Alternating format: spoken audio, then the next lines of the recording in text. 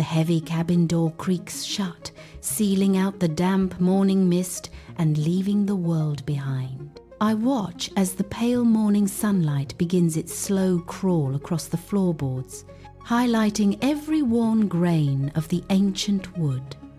I reach out to pull the heavy linen curtains aside, revealing a forest that remains perfectly still.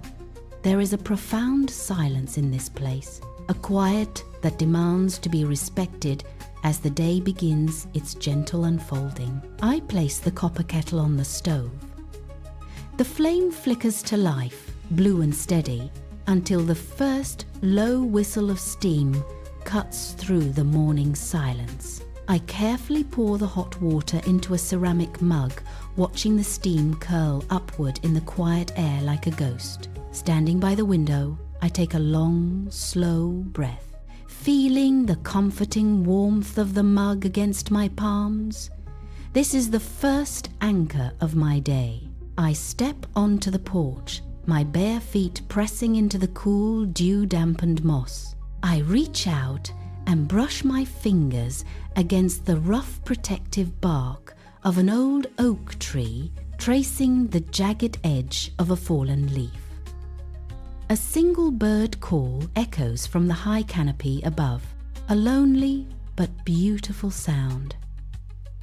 I walk the perimeter of my small garden, stopping briefly to clear a few fallen branches from the path, tending to the earth that sustains me. Back inside, I clear a small stack of books from the wooden table to make space for the soul. I strike a match and light a beeswax candle, placing it in the center of my workspace. Slowly, the sweet, clean scent of honey fills the room.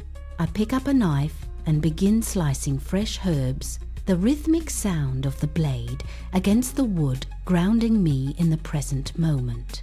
I stir the pot, the smell of savory broth rising to meet me in a cloud of steam. Finally, I sit down with a notebook and a pen. I write for 20 minutes, letting my thoughts flow onto the page without editing, without erasing, and without judgment. The words are a map of my inner world, captured in the amber light. I close the notebook and slide it aside. I dim the lamps until the room glows in soft amber.